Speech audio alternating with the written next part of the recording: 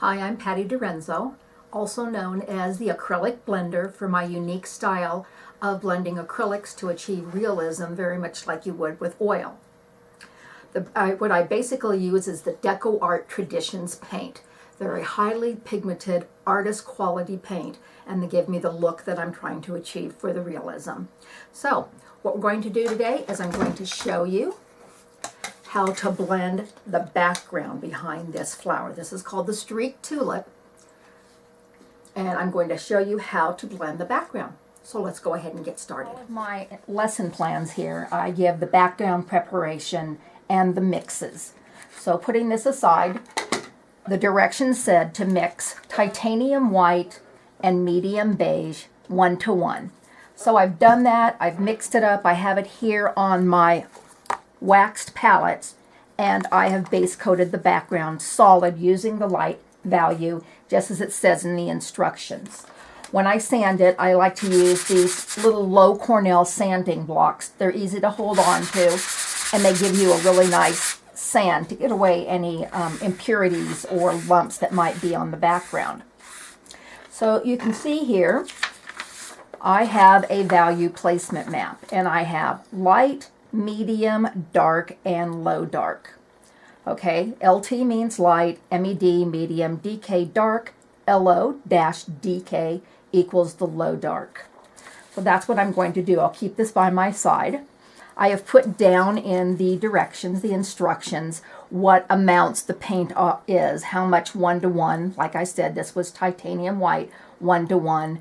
This is titanium white, adding some burnt umber into it. But again, it's all in the directions. Okay, I've got a low Cornell 3/4 inch wash and a low Cornell 270 Maxine's mop. This is a 1 inch.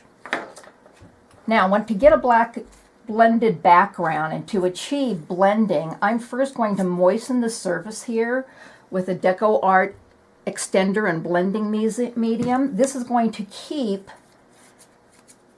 the acrylics blendable. So as you can see, I'm putting it all on in all directions.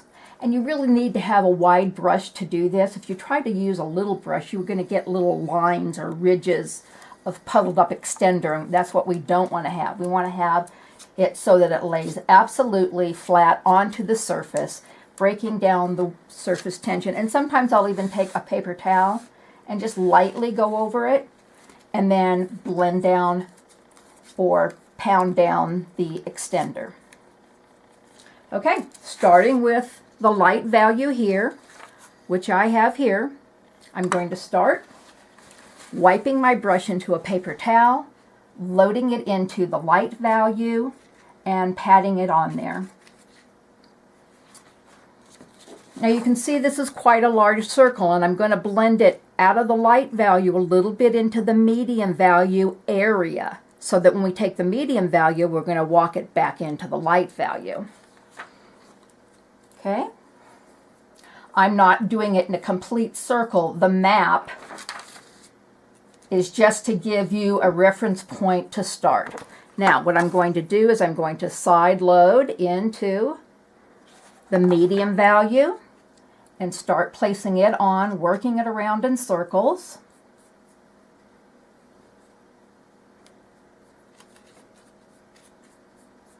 Okay, getting it on there. If I have any little ridges there, I try to make sure I get them down. And by the way, these little containers are available from Deco Art and from Low Cornell, and I use these all the time. They really seal it tight so that no air gets in there. Okay, now I'm going to rinse my brush into water, blot it into a paper towel. The only time I use water is when I want to remove a mistake on my surface, or if I want to wash pigment out of my brush. And once I've done that, I pat all of the water out of the brush, put it into the extender, blot it very well again. Now I'm starting in the light value. It's okay that we got a little bit of that on there. And I'm blending these two values together. They don't have to be absolutely perfect. This is, again, just a blended background, and the flower is going to cover the biggest area of this. Okay. Going to go back into the light a little more. Softly blend that in. Okay, again, I want to now go into the next darker value, and that would be, again, the DK or the dark value. Wash my brush again, pinch wipe it into a paper towel, put it into extender, pinch it again, and now I'm going to start laying in the dark value.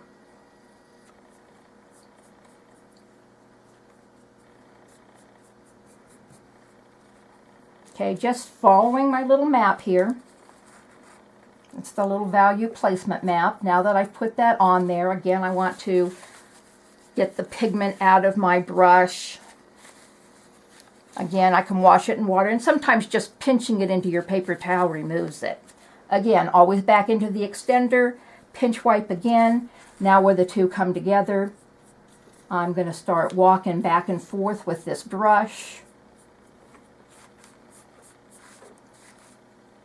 Get some up in this corner here.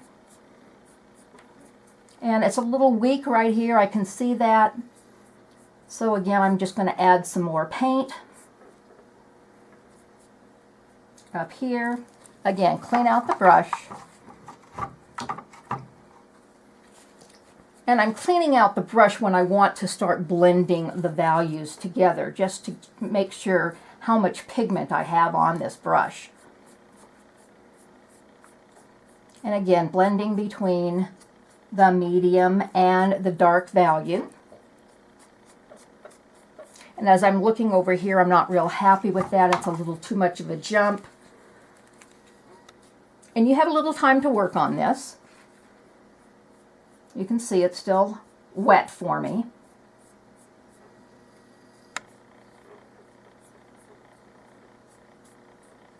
Okay, so I'm blending through the light, the medium, and the dark. And now I'm going to add just some more low dark here and a little bit up in the corner here. So again, I'm going to take my brush, side load into the low dark value. Now I'm going to just kind of tap it down a little bit. And the reason that I do that is to tell how much paint. I don't want to get puddles of paint or ridges of paint. So like I said, right up here in this corner, go back and get a little more. And then down on the bottom, I'm just holding it down with my fingernail here.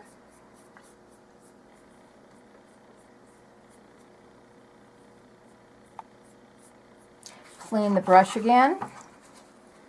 Pinch wipe it, extender, pinch wipe. This is just a habit after all these years of painting that I get into. And once you get into the idea of how this is done, it just becomes a habit, just like rinsing your brush when you're floating acrylics. And I really like this method of blending over floating because you get the subtle changes. Once you're blending in the highlight and then you put the medium next to it, you get the subtle change of a half value in between.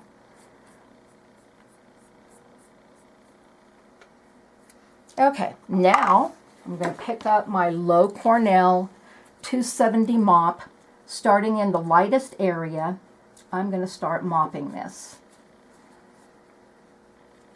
This is just going to refine, blend it a little bit more. The hardest part is holding it down so the board doesn't move.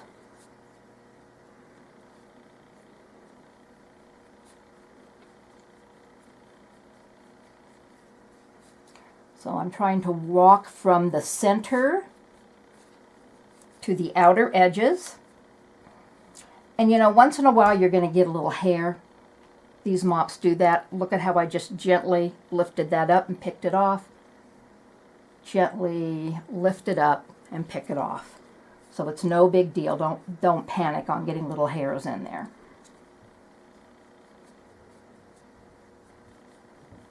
Okay, this is basically it. We have our blended background that goes along with our painted piece.